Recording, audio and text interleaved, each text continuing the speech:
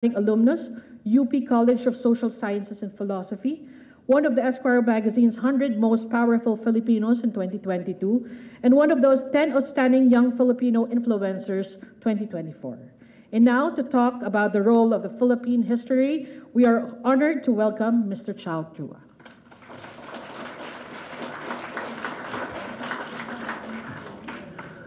Makasaysayang araw po sa ating lahat, historic day to everyone.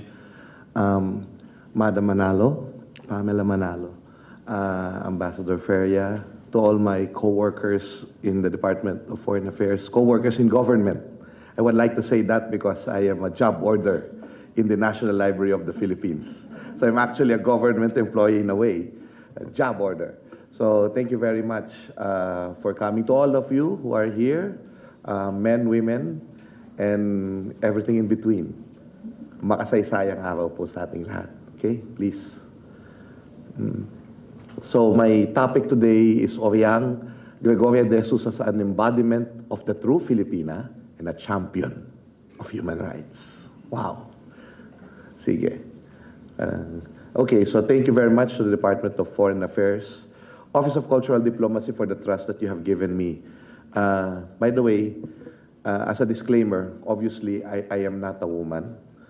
I cannot fully represent what a woman feels, but I guess it's also, it would not be ironic that I am the one talking because this is for women and we want to dedicate this and to give tribute to women everywhere, kahit kaming mga lalaki. So that's why I guess, and we have a powerhouse of women with us in the panel and we will talk to them later on. Sige po. Please subscribe to my YouTube channel and all other social media accounts like a real Gen Z. Like a real Gen Z. Even if I think I'm Gen X. I wrote a book on Andres Bonifacio. Carla, who is Miss Quintanar, another historian, wrote about Gregoria de Jesus in the same series. So it's available online. But those who are here, you can talk to me later if you are interested. I brought several copies, including my new book, Showtime, which was launched during my wedding last Saturday. So I had the book. It's a unique wedding because it had a book launching, and all the guests were given a copy. So yeah, but it's 2 volumes, so it's now available. Okay, so during the dictatorship, it was not just a struggle for human rights and democracy, but also it was also the struggle for more women's liberation. And that was the time when Inang Laya, a group, Inang Laya is a musical group composed by brave women at the time, activists, Karina Constantino, David, and Becky Demetilio. At one point, there was Tet Maceda, who was also part of the group. They composed a song during that time which represented the fight of women everywhere. Or maybe, at first, the first part of the song talked about how women are perceived in society at that time. So, it says there, I'm sorry, you have to indulge me, I have to sing.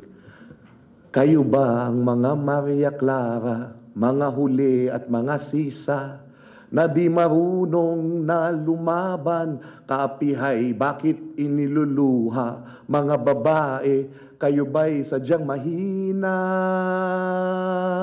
Kayo ba ang mga Cinderella, na lalaki ang tanging pag-asa? Kayo nga ba ang mga nena, na hanap buhay ay pagpupta? Mga babae, kayo ba'y sadyang pangkama? So this is... Thank you very much. Thank you very much. You know, we idealized the women of the Philippines for many, many years as women in the Philippines should be Maria Clara, based on the novels of Dr. Jose Rizal.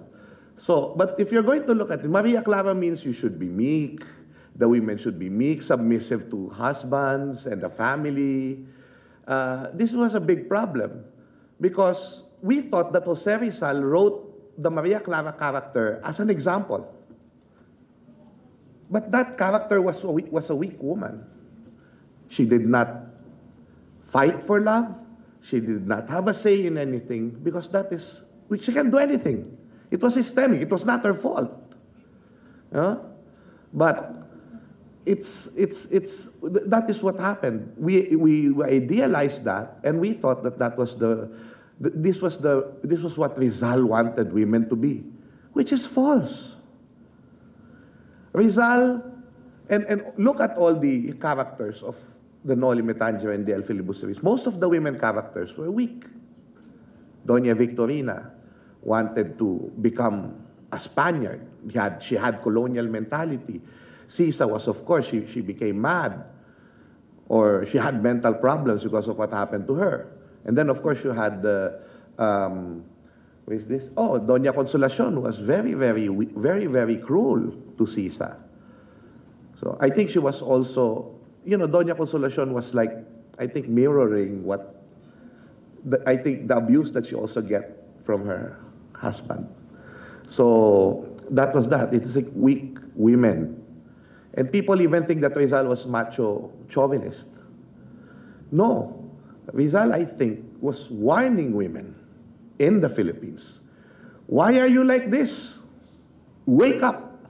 And we should read the letter to the women of Malolos to actually see what Rizal really thought of women in the Philippines. And it's there in the monument of Jose Rizal in the Rizal Park, Luneta. There are inscriptions in Spanish which are actually words of Jose Rizal from his writings. And it says that in the monument, Richard Kisling designed a mother who was breastfeeding at the side of the monument. And the inscription there says, La Madre Filipina, cría el porvenir del país. It is the Filipina mother who creates the future of the nation. Wow. So in the other parts of the song, it says there, ang ating isip ay buksan at lipunay pag-aralan, paano nahubog ating isipan at tanggapin kayo'y mga libangan, mga babae, ito nga ba'y kapalaran? Bakit ba mayroong mga Gabriela, mga Teresa at tandang Sora na di umasa sa luhat awa, sila'y nagsipaghawak ng sandata, nakilaban ang mithiin ay lumaya. Bakit ba mayroong mga Lisa, mga Liliosa at mga Lorena na di natakot makibaka at ngayoy marami ng kasama, mga babae, ang mithiin ay lumaya. Mga babae, ang mithiin ay lumaya.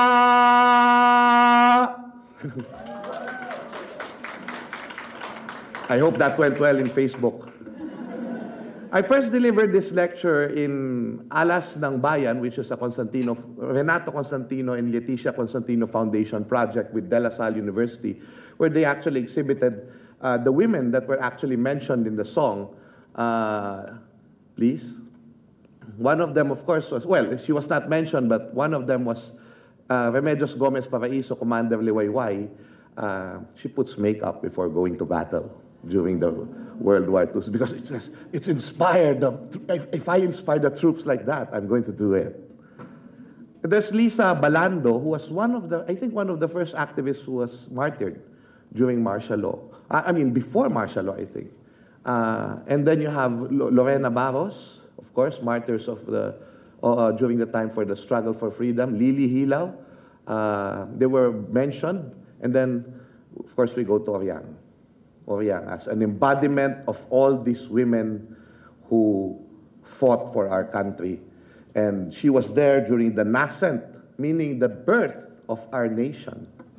See, that's why she was extra important. Of course, the father of the Philippine Revolution, and the father of the Filipino nation, was her husband. But we should not limit our thoughts about Gregoria just because she was the wife of Andres Bonifacio. So let's begin. Okay,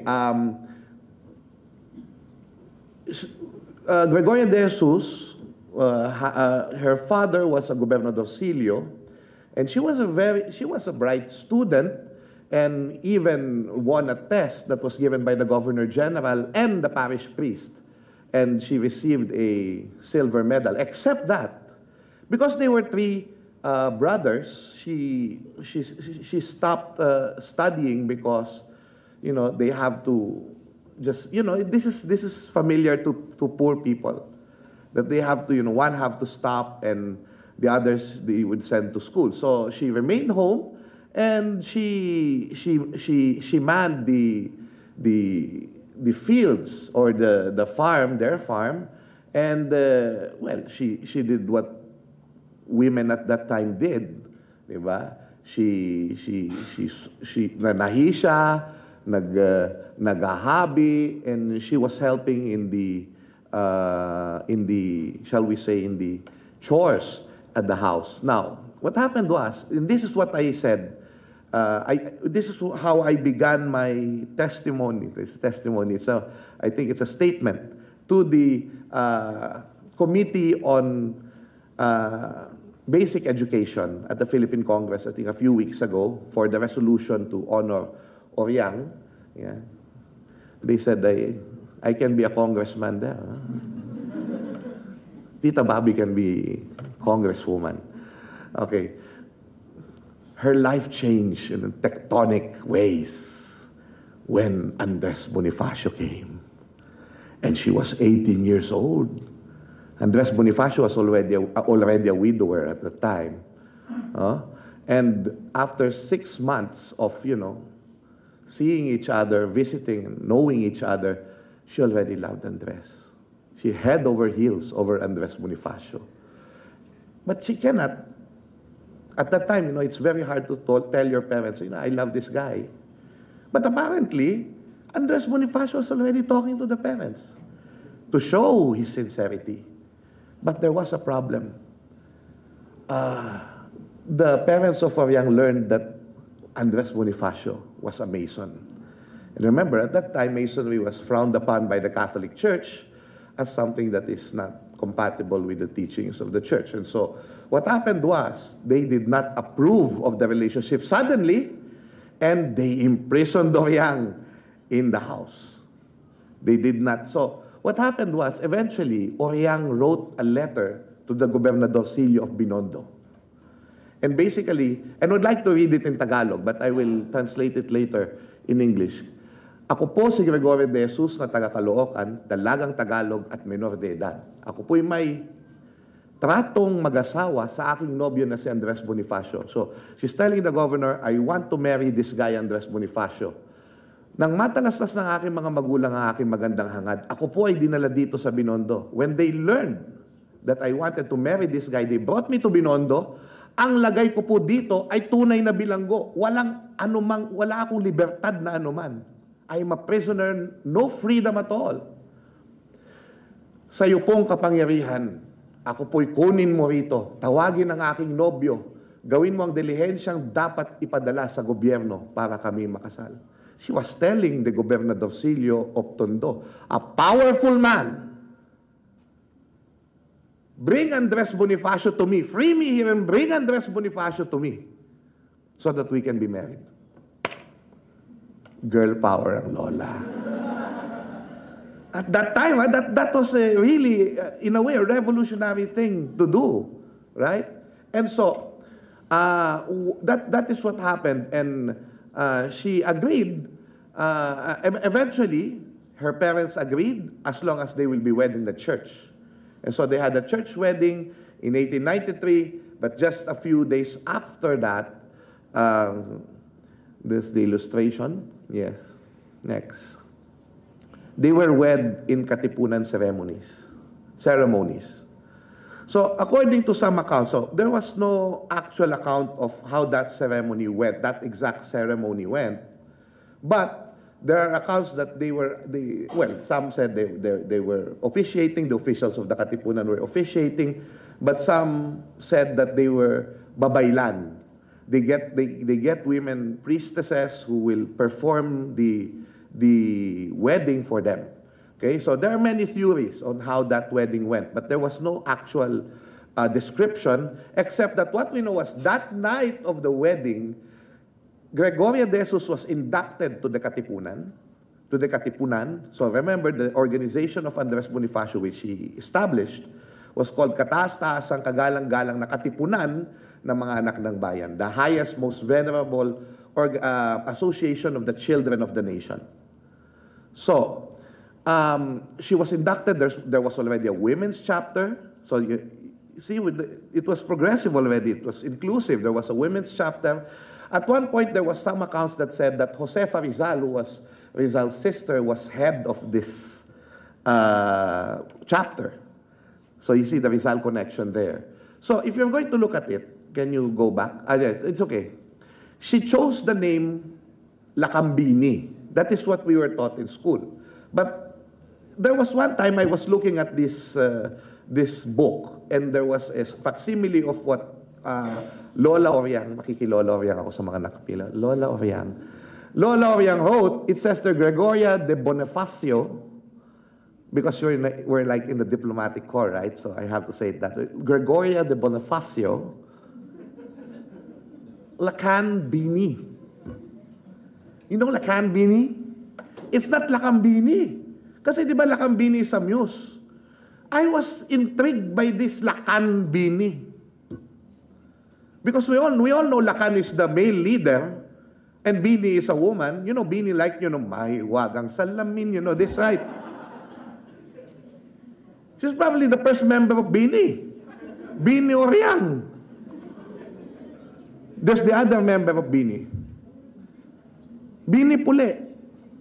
You know Bini Pule? Apolinario Mabini. You know, the founder of the Department of Foreign Affairs. Is one of the first Bini. You know what he said? Buhay ID Carrera. Hindi pwede because he cannot walk, right? So, I think that's a bad joke. I'm sorry. The Department of Foreign Affairs has nothing to do with what the speaker said.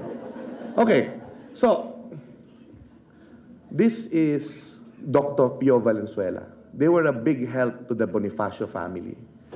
And there was one time that Bonifacio's house burned. And then at that context also, well, I have to say this, she what do you call this? She hid Katipunan documents.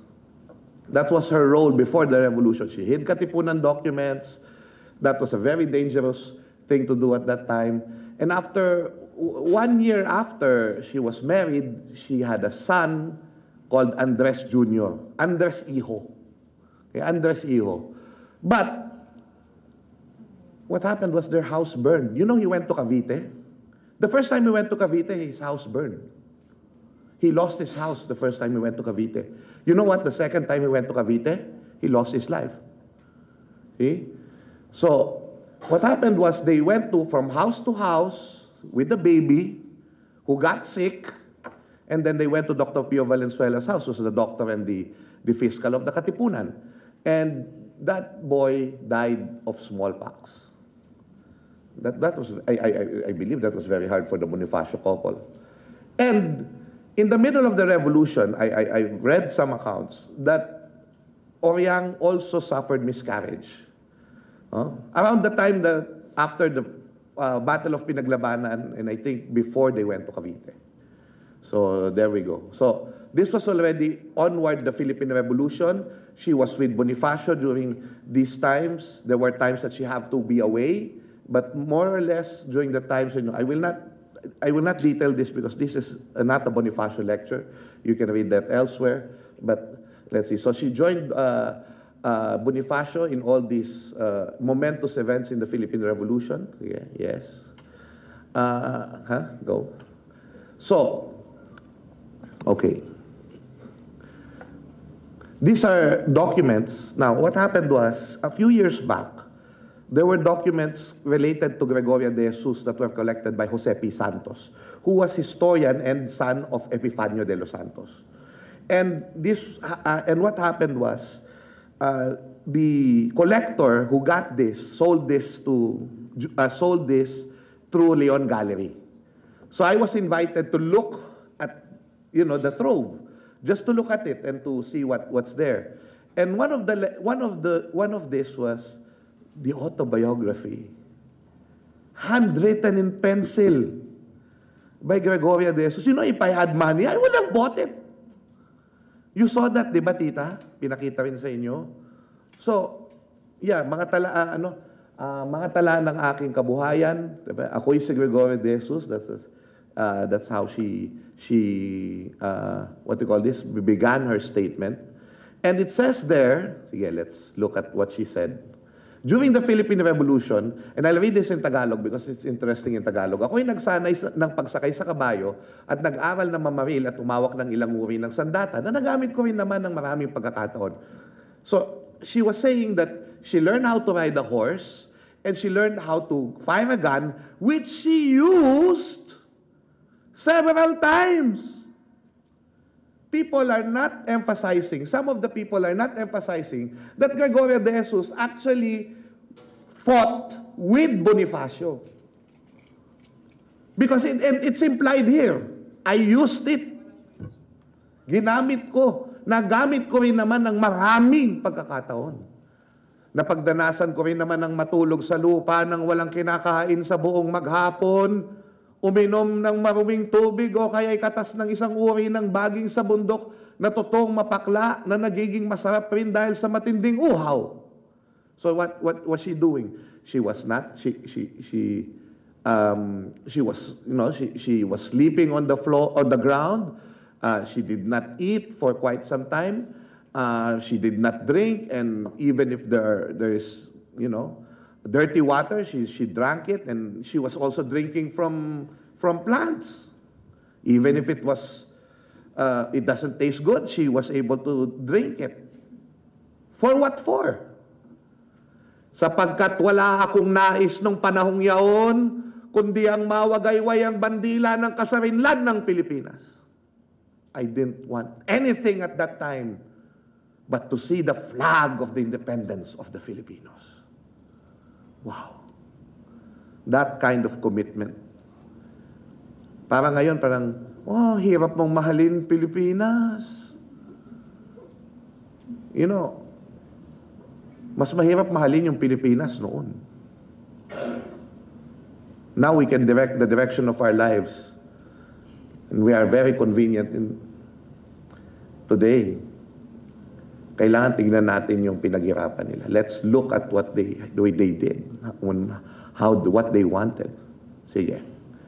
So this is a portrait of Gregoria de Jesus with the mole. So they suffered. They suffered because, as you know, Andres was persecuted also in Cavite, where they went. Of course, eventually she will be. Oh, this is a painful thing to recount. There was one time that Bonifacio was arrested in Limbon, Indang, Cavite, by the other camp, both Filipinos, both Filipino camps during the revolution. So the division of the revolution happened. Can we go back to that slide? Where, as you can see, Gregoria de Jesus was supposedly, there was a rape attempt by Colonel Agapito Bonzon. She was attempted to be raped. And she was attempted to be raped twice, according to Gregoria de Jesus. There were some speculations that she was really raped. Because one historian told me that there was an interview with Gregoria de Jesus. He said, did the rape happen? And then there was a story that her tears just fell. Of course, you can speculate, but as according to the documents and her statement, it was an attempt. You can speculate further. You can just speculate beyond that, but that's that. So, you see here that Andres Bonifacio taught the Katipunan kabutihang loob, kaginhawaan, tunay na kalayaan, pag-ibig sa bayan, all of these things. And that was absent. It was deprived from them during that time. And as you know, they were separated. Eventually, Bonifacio was brought to the mountains and was killed by his own men. And Gregoria de Jesus, he wrote a letter to Emilio Jacinto. She wrote a letter to Emilio Jacinto. And she recalled that how she went searching for her husband, because when those who killed her husband went down, Colonel Macapagal, Lazaro Macapagal, she asked her, "Where's my husband?" And they just... So Gregoria, they did not tell her what they did. They did not tell her what they did to him. She had to find her husband. For 2 weeks or about a month, around the mountains. That was terrible. And then you will see here, she wrote a poem for Andres Bonifacio. It's Tulani Oryang. I will just read the portion. Most of it is about how she imagines Bonifacio to still be there, telling her magtiis kasinta, and then she would wake up and he was not there. But this is the striking part. Paalam sa'yo, masarap magmahal. May-ari ng puso ko't kabiyak na katawan. Paalam na nga, iyaring pinalalayaw. Paalam giliw ko, sa'yo'y paalam. So she told Andres Bonifacio in that poem, goodbye, someone who is, how do you say masarap magmahal? You cannot say delicious, right?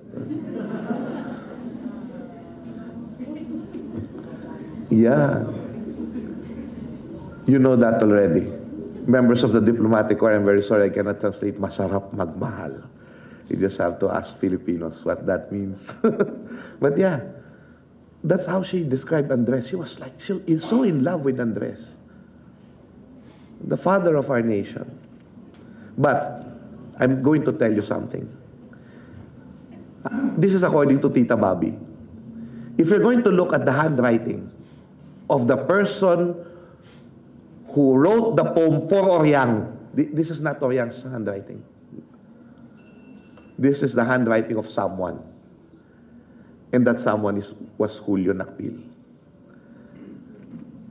So, Julio Nakpil wrote this for Oryang, like she dictated, or she had an earlier version, and she wrote it for Oryang, who was Julio Nakpil. Sige. So, Julio Nakpil eventually, but before we get to Julio, there's another letter in the Trove from Leon Gallery, which was not included in the account of some of the historians. And it says there in that letter, she wrote Emilio Jacinto once again. And this is important. This letter read, it's 29 October 1898, and she said, sige, this is the actual letter, and that's her handwriting. Minamahal kong kapatid, ay kapatid, matay ko man timpiin. Sa sariling loob, itong mga dalamhating aking tinataglay, tila wala ng pagkasyahan, kaya ikaw na lamang ang unang aking madadayngan, sapagkat siguro di kaila sa'yo ang napasapit ni ringabang buhay. Kaya baka maaaring matamisin ng iyong kalooban na pagkalooban ng kaunti ang aking kapatid at magulang, sapagkat walang sukat pagkakitaan dito. So it says there, can you go back please? It says there that there's so many things that are happening to me. It's very, very painful already. But please, please, is it possible that you can give to my brother and parents because they cannot earn anything from here anymore? You know, when I saw this, I was really shocked that this happened to Gregoria. She had to beg. Emilio Jacinto, who now we know was married and had money. You know why? Because there's always this family lore that he became a meat merchant in Laguna. And apparently it was true because they have money. And it says here, next part, ay kapatid ng aking ina ay nagtitiis, pumasok sa istangki, gumagana ng sikapat sa isang araw, nagtitiis araw-gabi, kaya palaging aking ipinagkakaramdam. Ako na may walang sukat magawa. Siguro namang talastas mo na hindi magkagano ng paalis ang aking ama, ay dito toong nagkakaganoon kami. Kaya ikaw nang bahalang magsabi sa iyong asawa ng mga bagay. So this is talking about their family situation. But she's saying here, please, you're the one, she's telling Emilio Jacinto, please be the one to tell your wife about it. So this is like the power of women. Emilio Jacinto cannot give money to Gregoria de Jesus without telling the wife. Women's Month. Okay? Sige, next.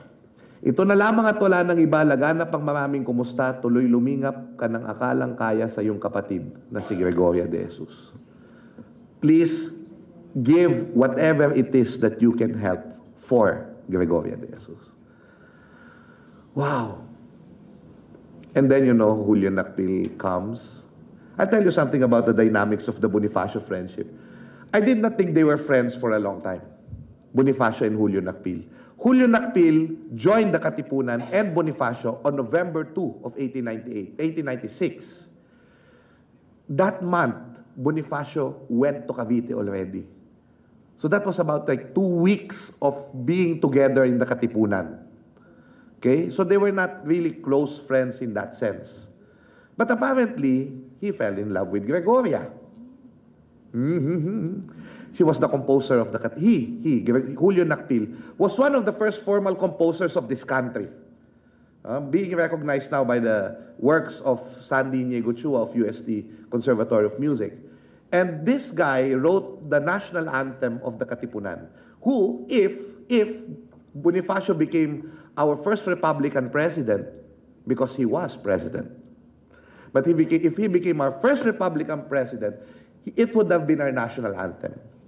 It says, mabuhay, mabuhayaong kalayaan, kalayaan, at pasulungin ang purit kabanalan, ang purit kabanalan, Kastilay, maining ng Katagalugan, at ngayoy ipagwagi ang kahusayan.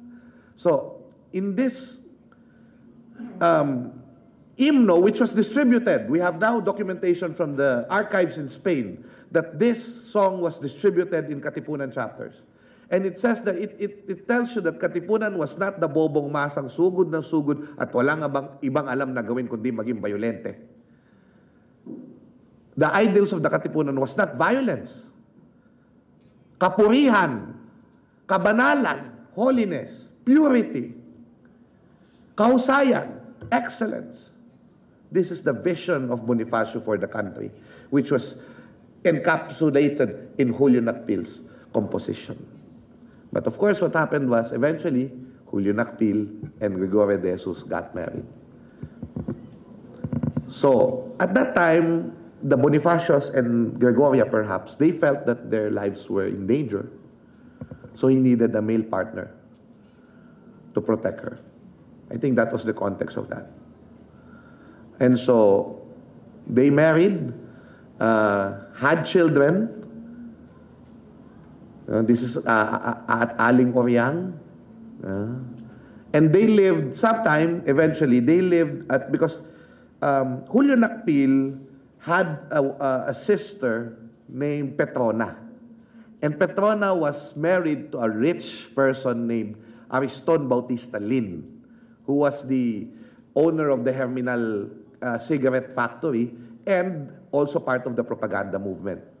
So, they lived in, can you go back to that house? Yeah, this is the house in Barbosa Street, which is now Bahay Nakpil Bautista, managed by Tita Bobby Nakpil and the Nakpil family. You can visit that. It's the Bahay ng Katipunan and propaganda because it's both propagandists and Katipunan lived in that house in Quiapo. Okay. And so, yeah. So they had family. A lot of family. Yeah, very big family.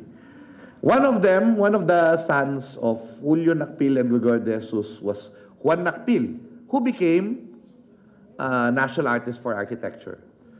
He designed Quezon Hall. Yes, next. The Quiapo Church, the old Quiapo Church, was designed by Julio. So the facade of Quiapo Church is still Julio Nakpil. The reconstructed house of Jose Rizal in Calamba, Laguna. And yeah, look at this. This is an interesting picture. This is the Philippine Collegian in the American period, interviewing Gregoria de Jesus at Bahay Nakpil. Okay? If I'm not, I hope I'm not mistaken. Kasi can you go back? Go back, yeah. If you look at one of these people interviewing Gregoria De Jesus was Renato Constantino. Yes. So, there we go. That's interesting. Well, there are details. I will not go into details because my talk should be short, and should end now. But she died, of course, in 1943. Oh, this was in the middle of the Second World War already. She was buried in the Nakpil Bautista Pylon at the North Cemetery. Yeah, there we go. Gregorio de Jesus de Nakpil. Gregorio de Jesus de Nakpil, and then with Julio Nakpil, who died later in 1960. Julio Nakpil died on November 2, 1960. And that's the anniversary of his trip to Andres Bonifacio. So, I think there's a love triangle in this story. A true love triangle. No? It's really Andres Bonifacio, Gregorio de Jesus, and Julio Nakpil. And that love triangle is a love triangle that they gave for the country, for the nation. Now, there were some arguments that there was no Filipino concept of human rights. Individual human rights.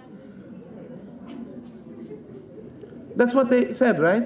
Because human rights is a Western concept, individualized. In the Philippines, in Asian countries, it's group hug.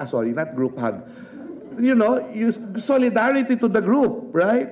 It's the greater good than individual good. But I believe that we actually can have a concept of human rights in the Philippines that came from our concepts. And what is that? That is the concept of kapwa. The core Filipino value of kapwa. Sir, what is kapwa? I'm not supposed to do this here. This is the Department of Foreign Affairs. But, sir, what is kapwa? Di ba? There's no English equivalent to kapwa. There's no one word. You can translate it roughly as you see yourself in the other person. It's like Ubuntu. Your happiness is my happiness. If you're happy, I'm happy. Gusto ko happy ka. Di ba? Parang ganun. But kapwa, it's very good. Kapwa is encapsulated in one of the cartilla of, who's this guy? Next. Emilio Jacinto. He said, ang di mo ibig gawin sa asawa, anak at kapatid mo, ay huwag mong gagawin sa asawa, anak at kapatid ng iba. Ang ganda, di ba? That's human rights. If you give kalayaan, if you give kaginawan, this is what I say. Human rights, when you respect the rights of other people, that's love of country. You know why? The basic human rights for me is when you follow the law, especially traffic law, traffic rules. Di ba?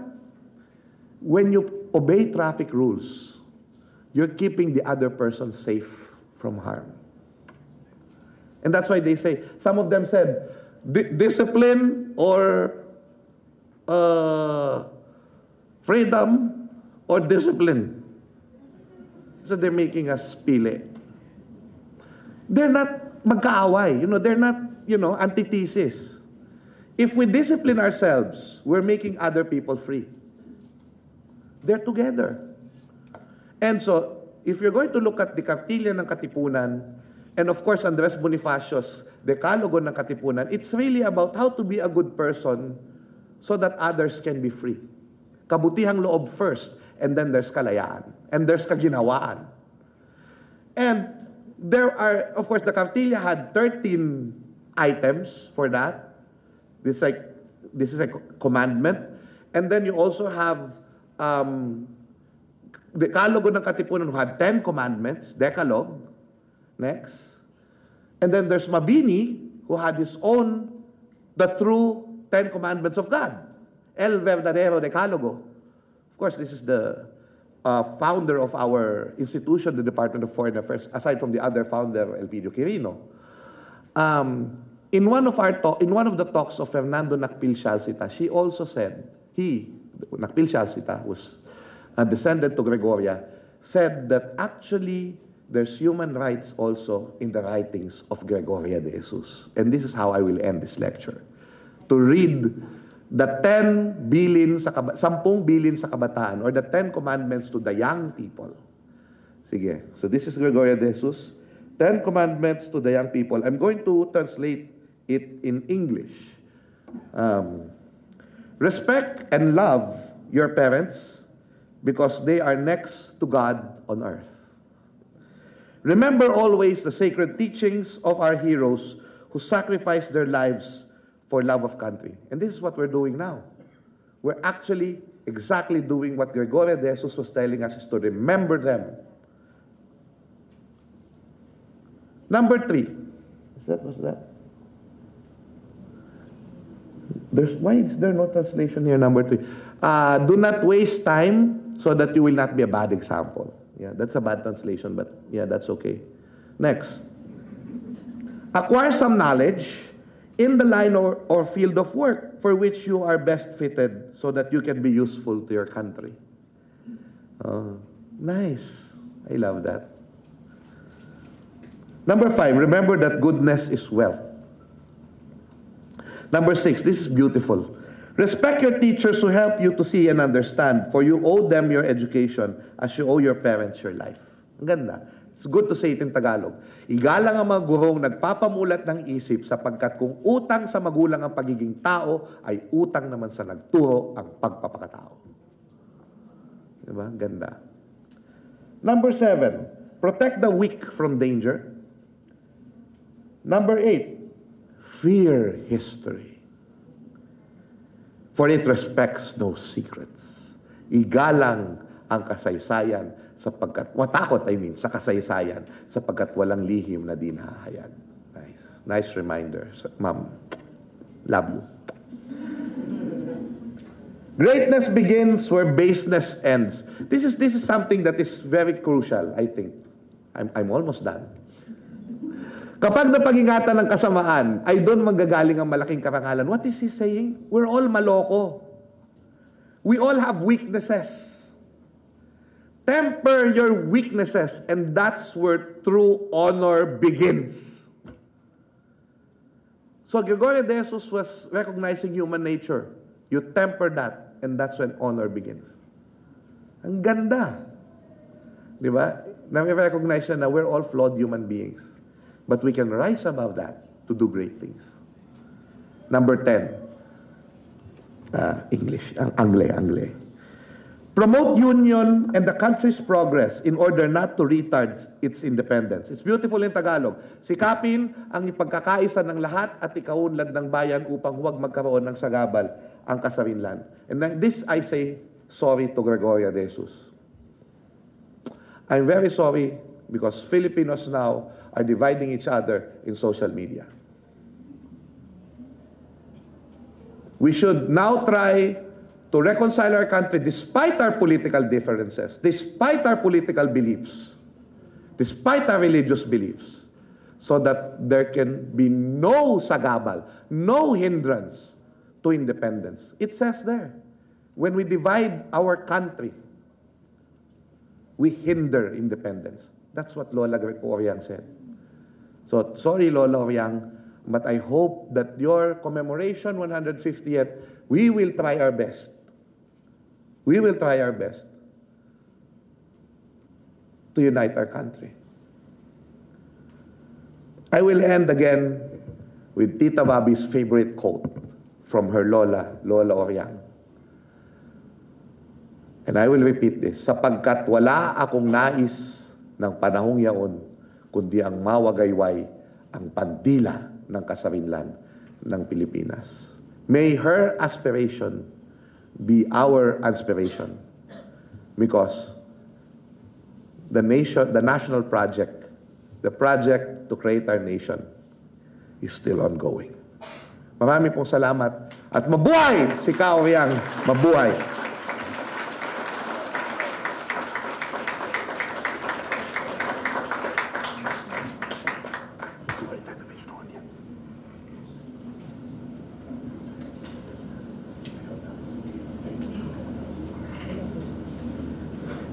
Thank you very much once again to Professor Xiao Chua. Let's give him once again a round of applause.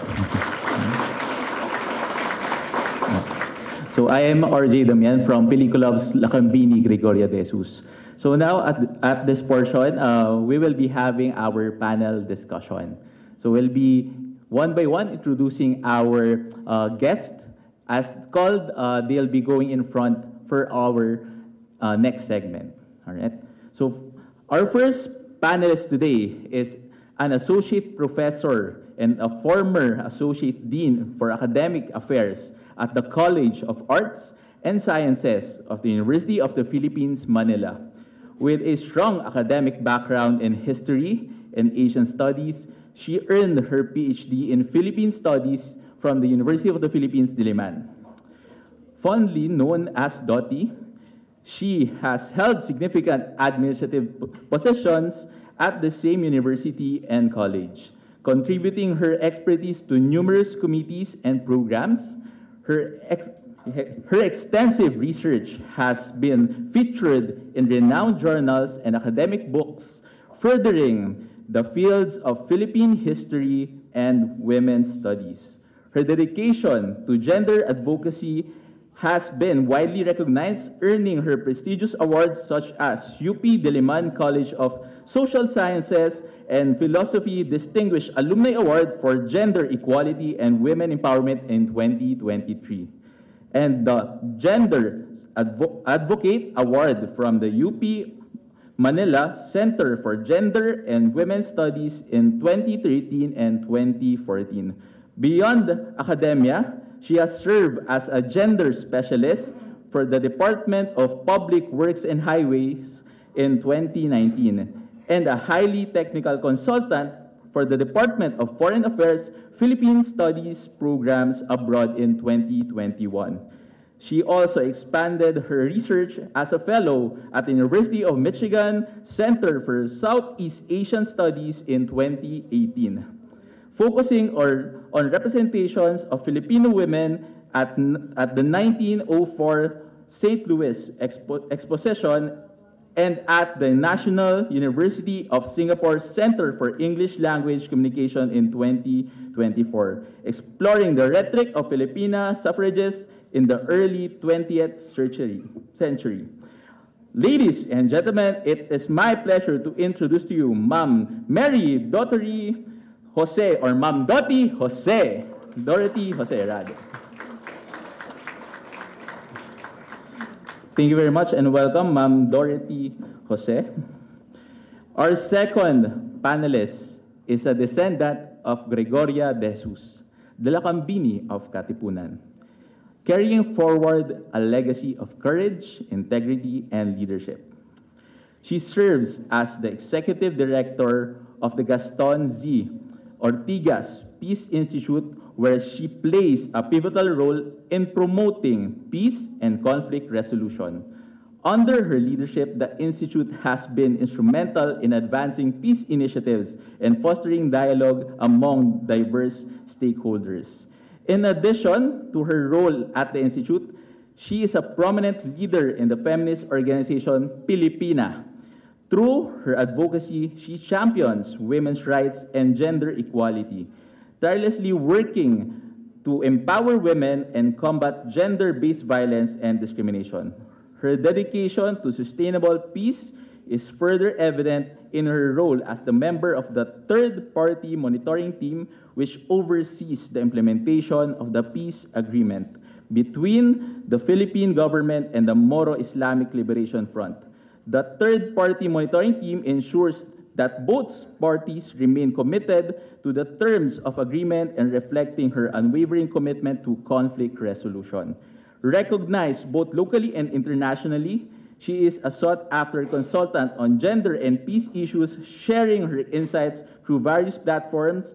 Her contributions extend to developing gender sensitivity frameworks for development projects, promoting historical consciousness, and fostering gender sensitivity in diverse setting. Ladies and gentlemen, it is my privilege to introduce to you Ma'am Karen Tañada.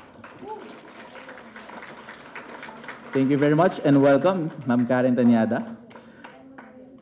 For our third panelist, she believes in the power of arts, in personal and social transformation, and in developing a national culture. This belief stems as her mass communication studies at UP, her time in PETA, and her work at GMA News and Public Affairs Department. Her early works include Is Your Gender an Issue? Luha at Tuwa ng Mga Maralitang Kababaihan at Walang Bakas, tackling themes of gender, justice, and human rights. This earned recognition at the Gawad CCP Catholic Mass Media Awards and Asian Television. In 2006, she went independent, producing groundbreaking films like Mga Pusang Gala, which won at San Francisco Frameline Film Festival.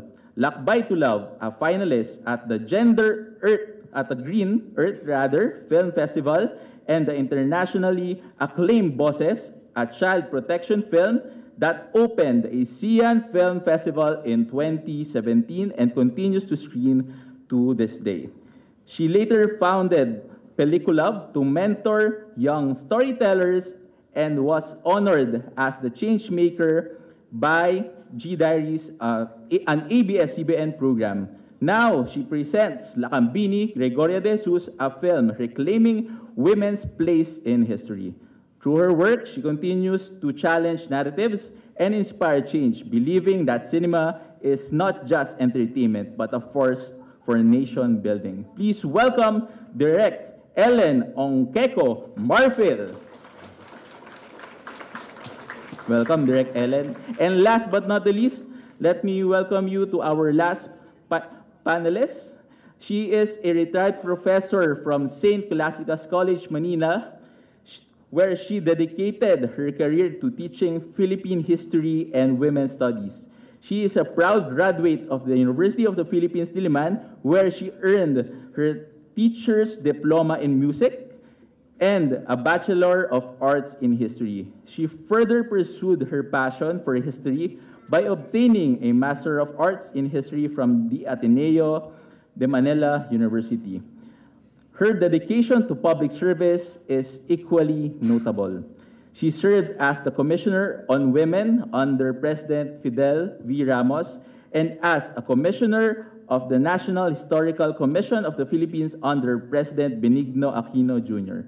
Ladies and gentlemen, let us welcome our last panel. It is my honor to introduce Professor Fe Mangahas.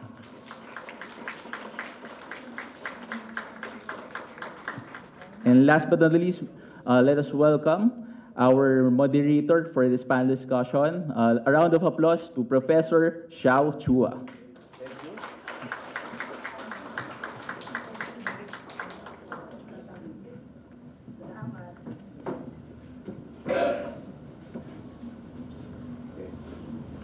Hello. Hello. Makasaysayang hapon muli sa ating lahat. Historic day to everyone. For the interest of time, because I want people to ask questions, for the open forum, I will have only one question per speaker. So you can use this time to either react to Gregoria de Jesus' life and to answer the question that I'm going to give specific to your expertise. So I would first, the oldest one is the youngest perhaps. From the Spanish period, Dr. Doty Jose. I have a question. How do we see Gregoria de Jesus' heroism in comparison to the other women heroes of the Philippine Revolution, so that we can also learn from the experiences of the other women in the revolution? Parang ganon, yeah. Sorry. Okay. Hello. Ayan. So, magandang hapon po sa inyong lahat. At, so, paano natin, anong pagkakaiba?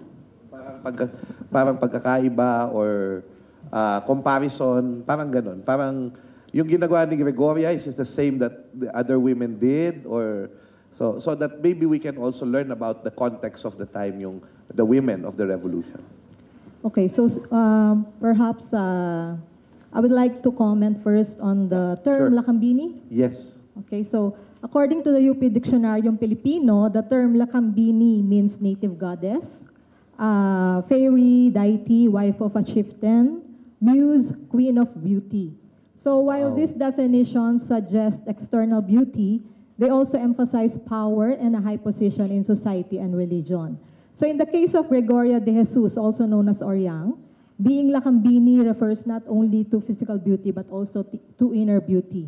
So in this book that we published, mga natatanging babaeng bayani ng Kamaynilaan sa panahon ng himagsikan, where we featured Gregoria de Jesus as one of the female heroes, we discussed about the fusion of Oryang's inner and outer beauty. In the research that Atoy Navarro and I conducted, it was published in the Historical Bulletin, which is the journal of the Philippine Historical Association in 2014, and later it was republished by the Manila Studies Program of the UP Manila in 2021. So in this study, we challenged the historical fate of female heroes who were relatives or wives of towering figures of the revolution, whose biographies were often tied to narratives of masculinity and manhood. So this is similar to the traditional portrayal of Oryang as merely the wife of Andres Bonifacio and later of Julio Nakpil, as reflected in the title of an article written by a male historian, Sumalangit Nawa. This framing seems to suggest that the male heroes must first be recognized before female heroes can be acknowledged, making the stories of women appear secondary, merely trailing behind those of their male counterparts. So that's our emphasis on this in this research.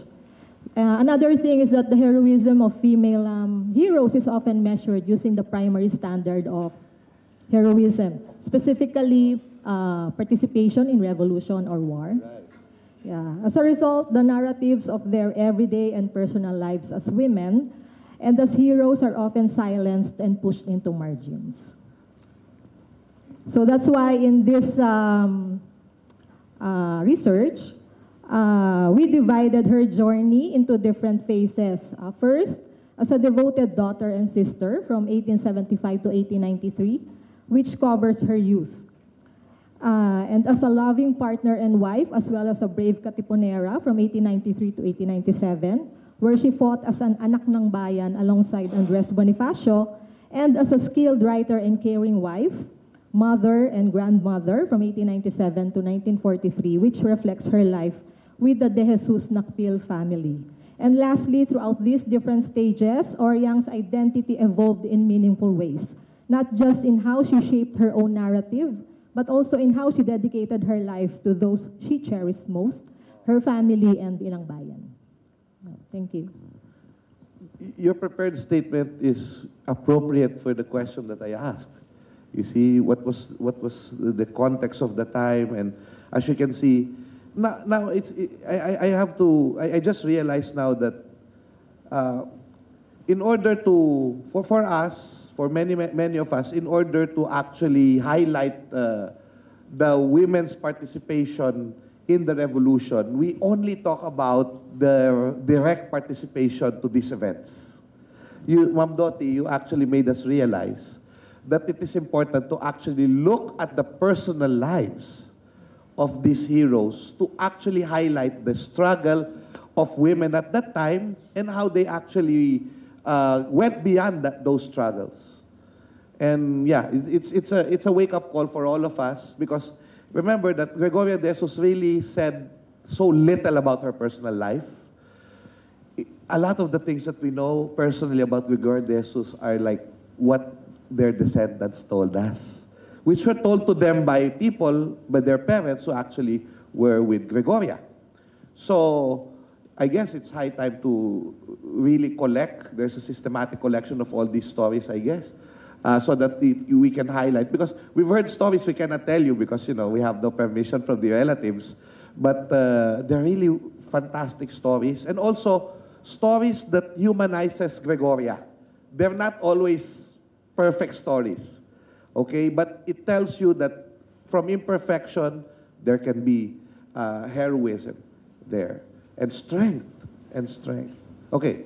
Thank you, Ma'am Dottie. Thank you so much. Ma'am Fe? I'd like to have the last word.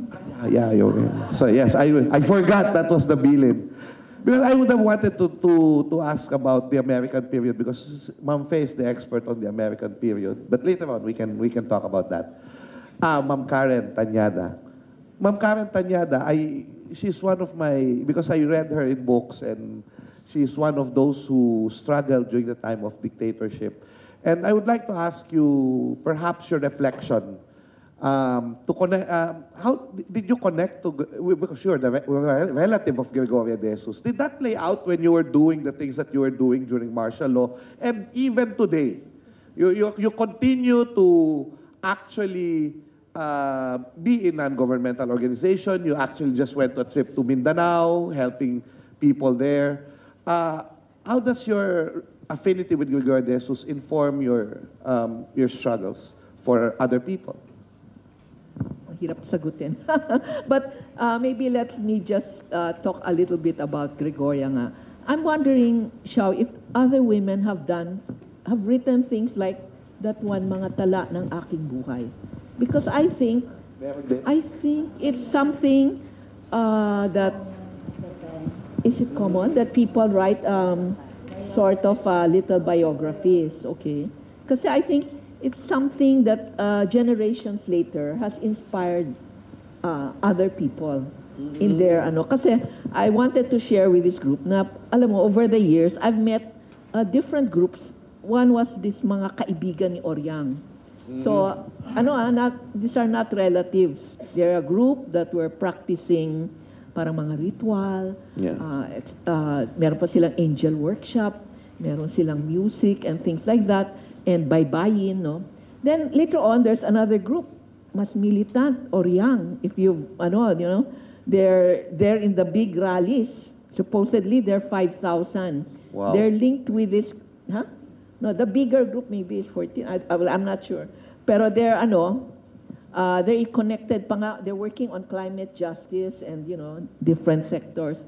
So parang natin na, bakit ganun? No? Parang merong, over the years, you can sense groups that are really parang followers and advocates of Oryang, even more than us, the relatives. Wow. Sometimes I would feel that way na, I'm just have this simple life, but we have these groups that are really trying to, follow the legacy and really pursue the advocacies of Oryang.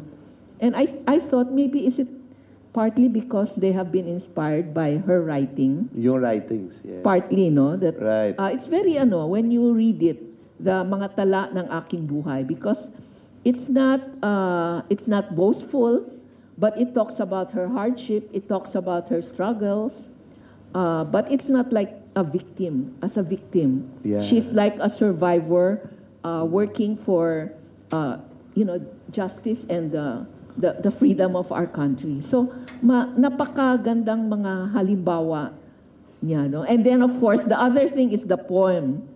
I don't know also if it was common at that time for people to write yung madamdami na poem na talagang it really shows her feelings about what happened to Bonifacio.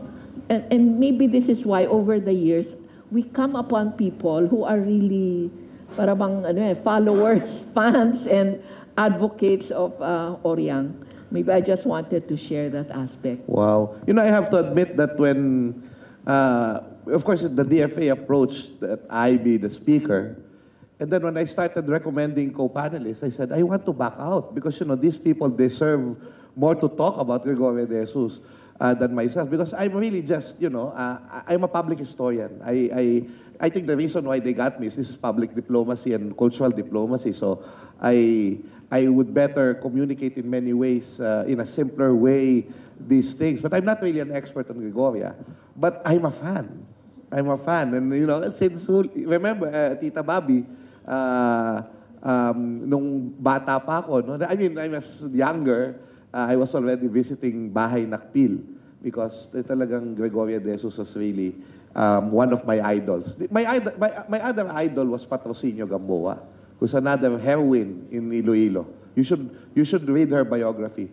She's like, when I was asked if we, sans the famous heroes, who is your favorite Philippine hero? The top of my mind was Patrocinio Gamboa. She was one of the revolutionary, in a way, women in Iloilo. So, yeah. And, yes, Madam, you want to say something? May I just add, there's another Katipunera who wrote her mga tala ng aking buhay. Marina Dizon Santiago, the secretary of the women's chapter of the Katipunan. So we are very lucky that we have their memoirs that we still use as primary sources as of today. Marina Dizon. No, Marina Dizon. Now, this is now my question to the filmmaker, Ellen Ongkeko. Ongkeko, I'm sorry. Ongkeko. Ma'am, what went into your mind you wanted to do a Gregoria De Jesus film? What was the genesis of this project? Okay. In 2013, that's 12 years ago, that was the 150th year of Andres Bonifacio. And I thought, I knew that there will be films on Bonifacio. And there was. Yeah. There were some. Yeah, two. Number. Two, actually. You saw, no, there are always male-led historical films. I thought, how about looking at the birthing of our nation from the point of view of a woman? Why? I'm very humbled here kasi they're all scholars. But, you know, I thought, women have different experiences and perspectives. In the household, there's a problem with your child, with your house help, with whatever. Sometimes husband and wife have different solutions. That's true.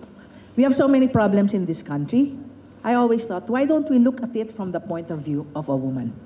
Okay? So that was why as early as 2013, I commissioned writer Rodi Vera, who is a go-to writer for historical films. So we researched, because there's hardly any material. So we thanked the Bahay Nakpil, the family. We interviewed so many of them, and we read everything, no? Because I didn't know her. I was just intrigued by her. Two things. Andres Bonifacio is the father of the Philippine Revolution. Right? I didn't know anything about her except that her statement, walang lihim na di nahahayag niya, her famous matakot sa kasaysayan, and that she, ito alam ng lahat, no? She climbed the mountain, looked for the remains of her husband for 30 days and never found it. And that's the end of it. If you ask any students, graduates, professionals, even my own team, my filmmakers team, they didn't know her. Many would just know her as the wife of Andres Bonifacio. Okay. Well, as a woman, I don't like that, no? Don't like that. So, but when we studied her, that's when I became a fan. Because I saw how courageous she was from fighting for her love at 18 years old. She didn't just fight, I think, I believe, not just because guwapo siya or whatever. I think she saw the strength and the idealism of that guy. No? Because she joined and stood by him throughout until he was tried by a jury. Never left him. No? And you know, she wasn't just, yes, dangerous yung keeping the documents, but she was, you know how husband and wife talk, di ba? That was a secret society. She was at the start of the formation of the revolution, the first revolution against Western colonization in Asia. Right. We should be very proud of that, di ba? So sabi ko, why do people not know her? Because why is she not acknowledged? In 1995, the President Fidel Ramos commissioned the NHCP to nominate official heroes in this country because there's really no one officially declared. Okay, Rizal was a commission of 3 Americans and 2 no. Okay, ano lang, you know, kung ano lang nararamdaman ng mga tao, etc. So during his time, 9 nominees. Only 2 were women, Tandang Sora and Gabriela Silang, the combatant. Yung sinasabi natin, heroism is always associated with the typical male type of heroism. In that song that you sang beautifully, Maria Clara, she's not there. It's just Tandang Sora, Teresa, and all the others. She wasn't. No?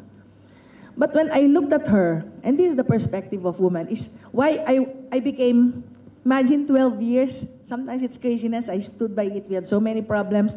We entered this at the Metro Manila Film Festival as a script. It lost, and some of the comments was, there were no combat scenes. As if heroism is all about combat. In fact, in my film, there's also hardly any combat. What really made me a fan of her, that made me pursue it, is her courage, her sense of righteousness and integrity, because she never surrendered her integrity. So that after the death of Bonifacio, she became like obscure, no? We don't know anything about her, but now we found out she married, she had 6 children, had a national artist. In 1928, 30 years after the death of Bonifacio, that's when she wrote her autobiography, and that's when she wrote her 10 admonitions to the youth. Okay, test. We all know Rizal's line about the youth. What is it? The youth are the what? The hope of the nation. Do you know Oryang's message about the youth? Pandayin nyo ang isang katalinuhan na interesado talaga kayo na makapagsisilbi sa bayan. It's even bigger than the youth as the hope of the motherland. But we don't know her writings. We didn't even know that Marina also had a writing. So this is the problem of women. They have not been acknowledged. And sayang, because they are the hidden strength of a nation. Like the hidden strength of a family. Diba, no? To all the Lakambinis here, to all the women leaders here, I'm sure you agree with me. So that's why. Wow, nice. Fantastic. Very appropriate for the purpose of this gathering here at the Department of Foreign Affairs. Yes, Madam. You heard that we're planning this. The film is finished, finally, after 12 years. But we're showing it maybe sometime last quarter of the year. Why? Why? Why? Because I said, we're not going to survive mainstream. And I cannot give her anything less than going mainstream cinema. Even if I'm an independent producer. She deserves it. But I need to make a campaign. And that's why these past years, we thank the help of the Senate, the Congress for filing resolutions. We thank DFA for hosting this. We're approaching different LGUs to honor her for this 150th year. No? She's not that popular. Okay? Because only 2,000 researched her for the last 10 years online. Imagine that. So I said, oh, we have to campaign. We really have to make her a household name because I feel the values that she carries, the writings, diba? She's literary, her poem is beautiful, her autobiography, her admonitions, 10 admonitions, he read some of them, and they're great. They should be studied. It could empower, like we said, to acknowledge women leaders of the past, we empower the women of today. Thank you very much. Fantastic. Madam, Dr. Femanga has the final word. Siguro I'll ask you your reaction to Oryang's life, and also perhaps if you just want, you can also tell us how the Filipino women of the American period, for example, carried on Oryang's fight for the liberation of women in the country. I'd like to begin from the beginning. A very good place to start. You know, Filipino women and men were always equal from the beginning. In the past, before the Spaniards came, we had 3 figures of authority: the Babaylan, the Datu, and the Panday. The Datu was the political leader, the Panday was the technocrat. And the Babaylan, there were men, but the real babaylan were the women as priests. And as priests, they were in charge not only of the rituals on earth, but leaders, spiritual leaders, which had something to do with the Creator. So malakas ang babaeng Pilipina from the beginning. At when the Spaniards came, the first problem were the women. So if you go back to the struggle at the beginning, it was really the women versus the friars. And that's not highlighted in our Philippine history. And then, from the Spanish period, patriarchy was there. They introduced the superiority of the men, and women were relegated to domestic chores. But because of that condition, Rizal wrote his 2 novels to show the contrast between the strong and weak women in our society. Right. So if you read Rizal's novels, you will have a good idea of the status of women under Spanish colonization. There were very strong women even at that time. And so down the line, the Americans really succeeded in domesticating the Filipino women through education. Yun yung problema talaga. Naging mga sa bahay, o kung magkakaroon ng profession, teacher. Di ba? Hanggang dun lang. It is only in the modern times na meron ng lugar ang babae na equal na. Sa ngayon, unequal pa rin ba? Minsan may impression na kung dominante na yung mga babae. And the men are weak, in a way, di ba? I can agree. Magagalit ka. I can agree. Kasi magaling na mga nanay ang babaeng Pilipina. Kaya medyo i-temper natin yan. Okay. Anyway, maganda ang relationships. I think we have gone a long way. Tingnan mo, ilang kaming babae, nag-iisa ka lang dyan. And we still need to work on it, but not as much. So, what can I say about woman? Alam nyo, woman. Pero, even during the revolutionary period, we were comrades. Right. And Gregoria is a good example. She was equal to Bonifacio. She founded a women chapter precisely because to raise up the status of women under the Spanish period, Spanish authorities. Pero if you review the women chapter, magugulat kayo talaga. Nandun sila Trinidad Rizal. ang mga talagang malalakas na kababaihan. And they were liberating the women in the sense of what? Not so much power, because I think it was there. It was from what? Sexual assault, rape, yung mga praile, right. Yung mga gobernadorcillo, yung mga even kasama. Sa Katipunan, may mga na-rape din na kasama. Right. Even Oriang, sabi nila, hard to admit. Pero I think nangyayari talaga nun. So there you are. It is a continuing struggle up to now. But we women should really fight only for equality, not for superiority. Right. Diba? And nakaka-turn off talaga pagka ganun ang labanan. Diba? So, yeah, I think we have gone a long way. Halos lahat ng mga boss sa DFA yata, babae. And the same thing wherever I go. And I think it's not superiority. It's the skill, right. Managerial skill, whatever it is.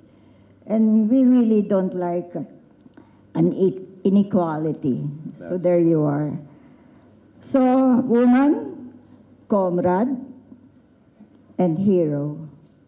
Diyan yan si Gregoria de Jesus. Salamat po. Mabuhay. Malayo na, pero malayo pa. We should look at how we already struggled and gained a lot of things for women, but still we should recognize them. There's some things that we should work out. But yeah, thank you very much for reminding us that we've gone a long way. Salamat po. And talagang parang it's just going back to our ancestors' respect and, premium for women. In fact, if she's the babaylan, the datu gets advice from the babaylan. So in a way, it's a matriarchal society, I believe. Okay, I only have 5 minutes according to our timekeeper. So if for the interest of time, maybe 2 questions directed to just one of the our panelists. So please approach the microphone if you have a question, please. And you can also be approached by our, sige, you can use the microphone there, sir. Please state your name and your affiliation. Thank you. Good afternoon, ma'ams and Sir Shao. I'm Remris John Sabusap from FEU Institute of Technology. So upon listening to the panel discussion, it has become very clear that Oryang has been overlooked in the course of history, and it has become very clear that, quote-unquote, there's a direct or indirect sexism in the way our historians viewed our Filipino women. So, in your field of expertise, so anyone can answer, how can we undo this? What do you think is the best way to really undo this, quote-unquote, direct or indirect sexism in the way our historians or the powerful people in our society have viewed Filipino women? Because we have to start now. I would like to direct the question to someone who had real experience about writing women's history in the Philippines. Ma'am Doti, how do we untangle this quagmire? Okay, so in UP Manila, actually, we have this subject, Women in Philippine History. So aside from Philippine history, which is basically male-centric, students only learn of male heroes like Rizal, Bonifacio. So we decided to add another general education subject that focuses only on the roles of women in Philippine history. So in this subject that I teach, we discuss the roles of women from pre-colonial to contemporary period. So I think it's one way of undoing this sexist view, in historiography. So I think we should look at Philippine history from a feminist perspective. So that's one way, I think. Thank you. Okay, thank you very much. Thank you very much. Sir? Yes. Good afternoon to all the panelists. I am Miguel Zaragoza from De La Salle College of St. Benilde, currently taking my AB Diplomacy in International Affairs along with my batchmates. Anyone here may answer the question. How have Filipino diplomats historically shaped Philippine foreign relations? And what lesson can aspiring Filipino diplomats learn from their predecessors? Professor Feria? No, because your question is directed to people who know Philippine diplomacy or the history of Philippine diplomacy. And I believe that none of us here in the panel have an expertise on Philippine diplomacy. Pero women diplomats, remember, there's a book that was written about, Philippine ambassadors, and a lot of them are women. Si Ambassador Manalo, for example, they're shaping also foreign policy. Yung nanay ni Secretary Manalo, the mother, yan. Si Ma'am Cookie is here. Oh. Yes, please. Sorry. No, it's, actually I didn't get your question, but then, could you repeat it again? How have Filipino diplomats historically shaped Philippine foreign relations? Yeah. And what lesson can aspiring female diplomats learn from their predecessors? Okay. No, I think it also has something to do with the first question. that was, how do you change the perspective? So I think it's a lot of mentoring. We mentor each other in the department. The first ones who came before us mentored us. We mentor the next generation of women Papaiyak tuloy ako. We mentor the next generation of female diplomats. And so it's a continuing thing. And it's also a lot of learning our history, our past, through activities like what we do in the department, through the new Office of Cultural Diplomacy. I think that book that you were referring to, that was edited by Ambassador Delia Albert, who was the first female foreign secretary, the DFA, and who has always stood for the rights and recognition of female diplomats in the DFA. So just the short and long of it, how do we do it? We mentor each other, and we continue it. We continue to do it. It's probably an unprinted instructions or what, but we have that in us to mentor among the females. Of course, we talk to our male counterparts, but I think among the women, you can say it's an unsaid rule or feeling inside that we do mentor each other and we look after each other. Thank you very much. I think just to add to that, I watched a video of Ambassador Manalo, your mother-in-law, talking about how she and Leticia Shahani, who was sister of President Ramos, were part of those who contributed to a convention about women. CEDAW. So that's international also. So sige.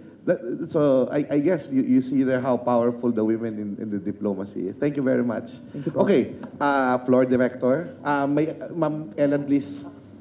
Sorry, this might come out like a promotion, no? But to answer the very first question, media is powerful, right? What you see on the big film, which is bigger than life, on television, advertising, all the billboards, that's very important in untangling. You need the history teachers, we need the diplomacy. There was a very great, the Beijing Convention of Women was very great, no, for all of us.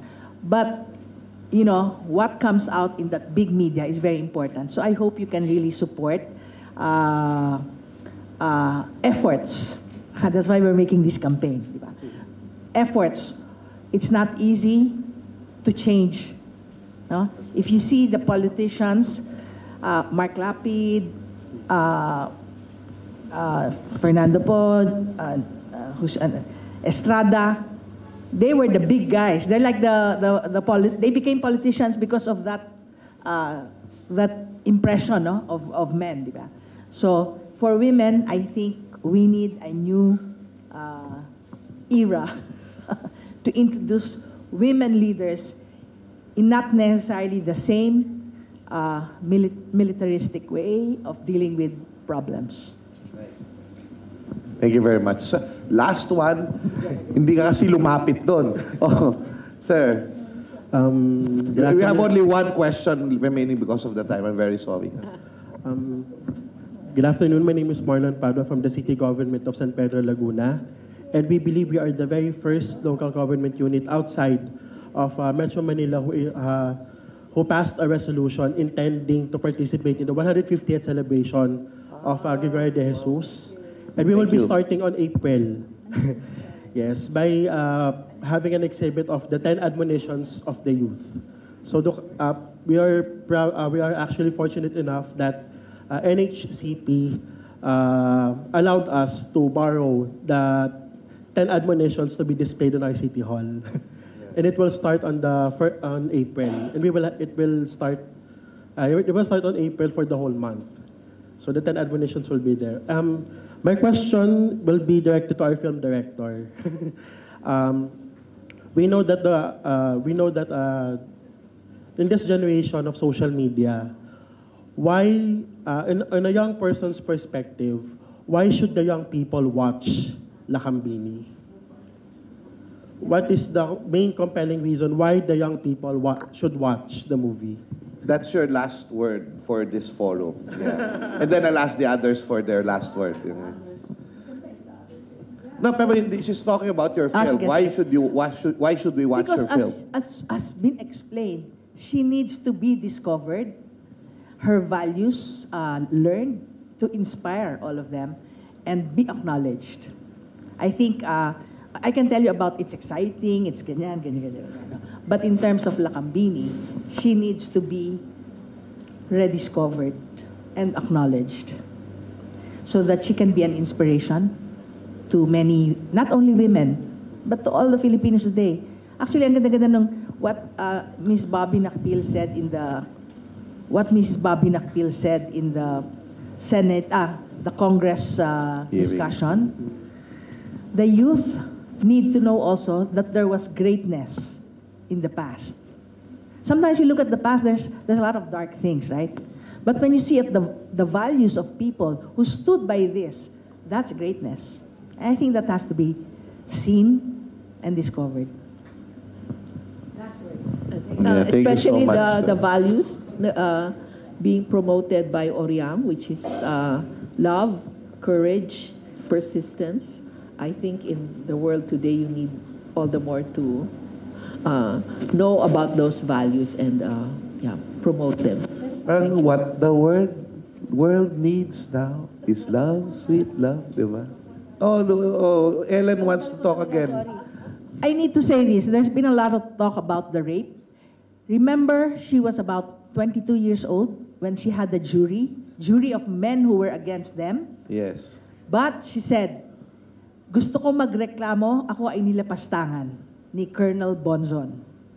Imagine, women today who are abused, they cannot even speak up sometimes. Right. She was really so brave. That's the kind of courage. Kaya nga fan na fan ako sa kanya. In so many things, okay? Yeah. No problem. Yes.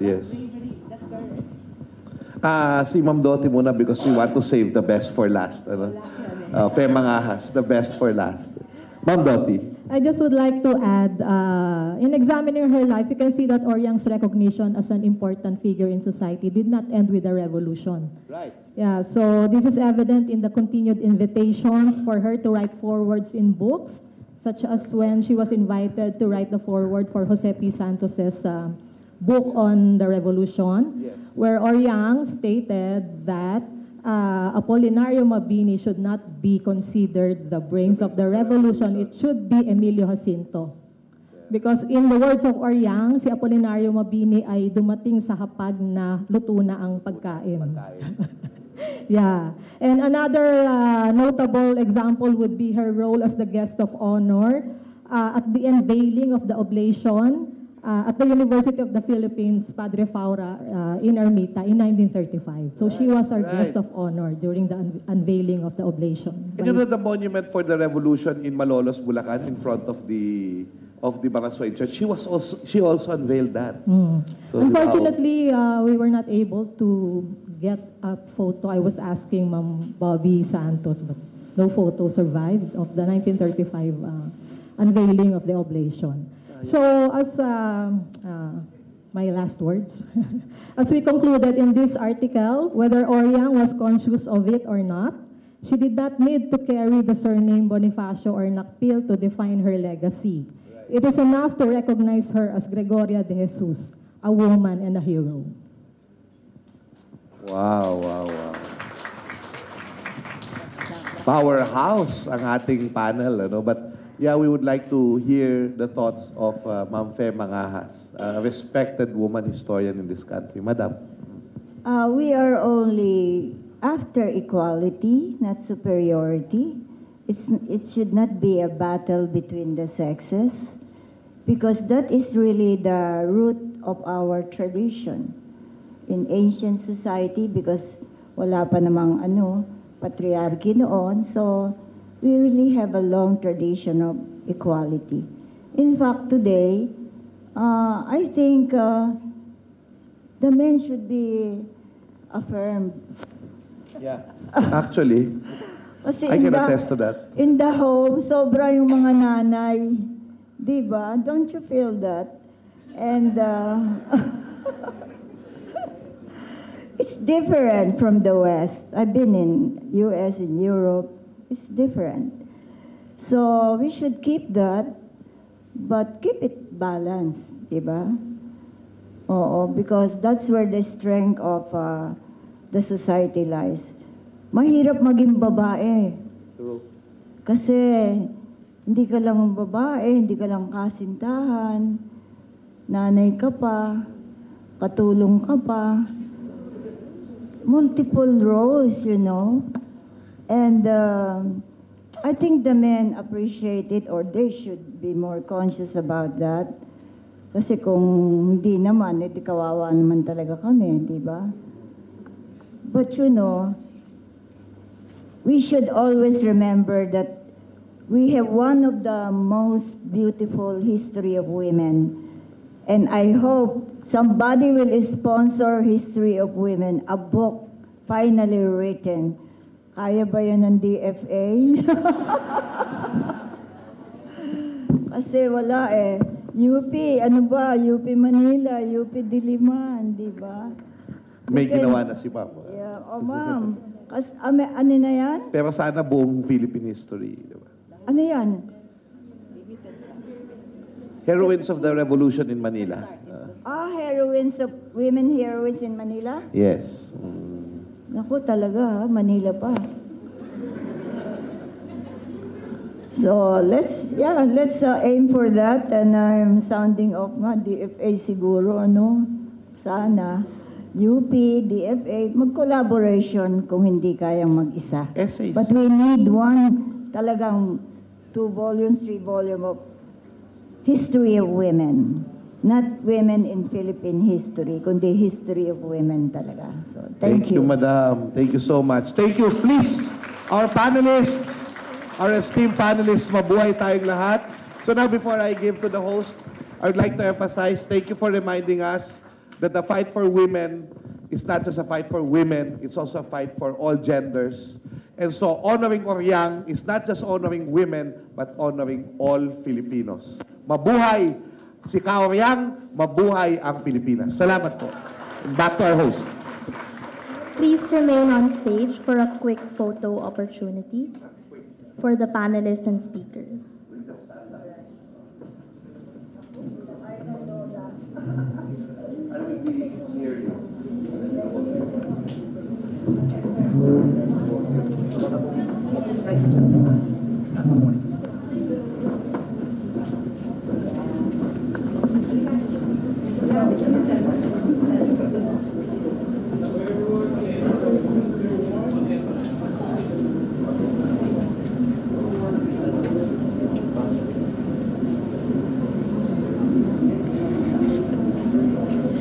Thank you to our moderator and panelists for sharing your insights and expertise this afternoon.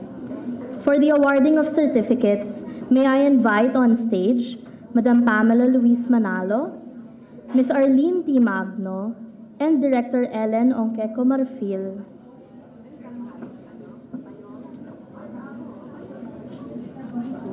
Yes.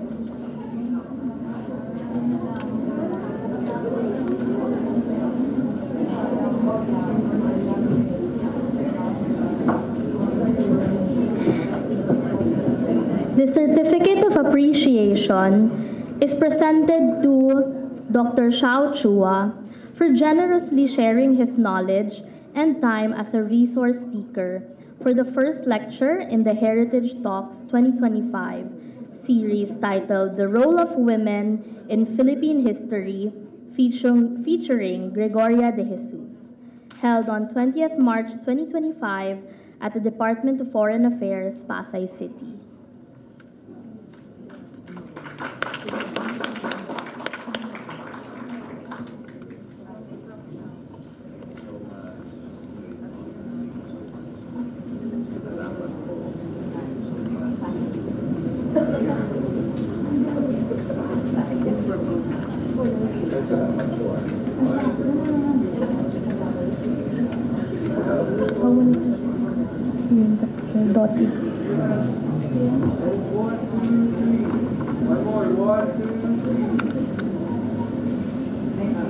Thank Thank you, Dr. Shao.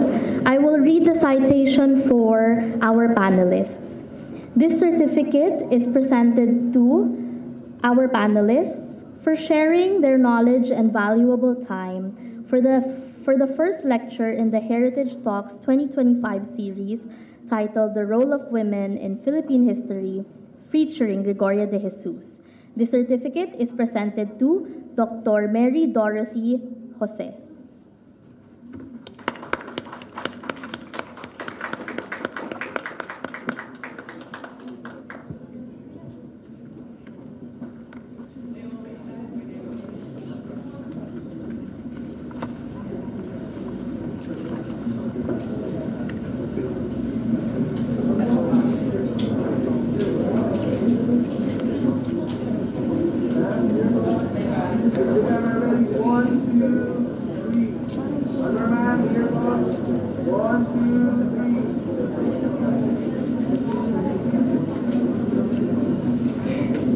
Thank you, Dr. Jose. The next certificate of appreciation is presented to Ms. Karen N. Tanyada.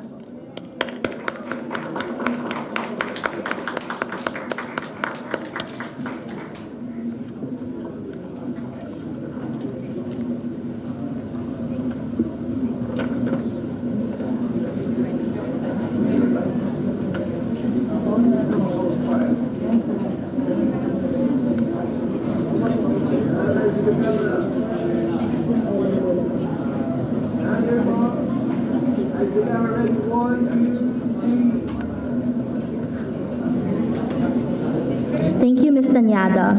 The next certificate is presented to Ms. Ellen Ongkeko Marfil.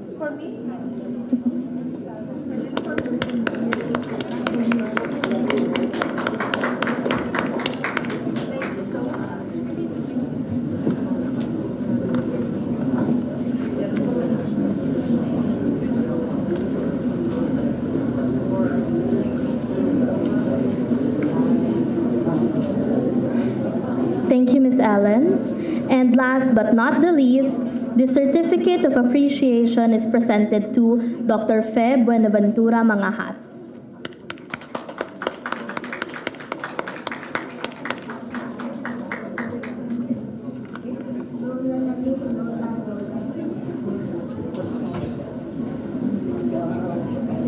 Thank you.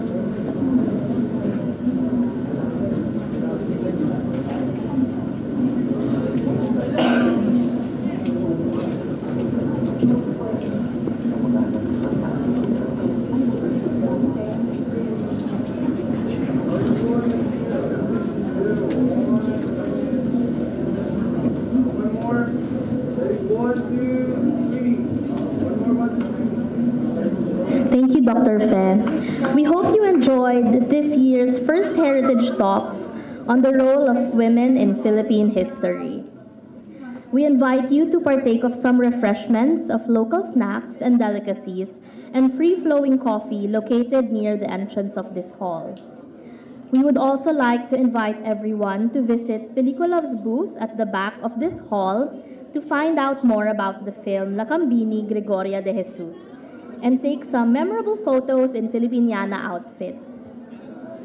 We would also like to thank the descendants of Gregoria de Jesus, Peliculov and their guests, and the guests of the DFA present during this lecture. Have a great rest of the day. Thank you.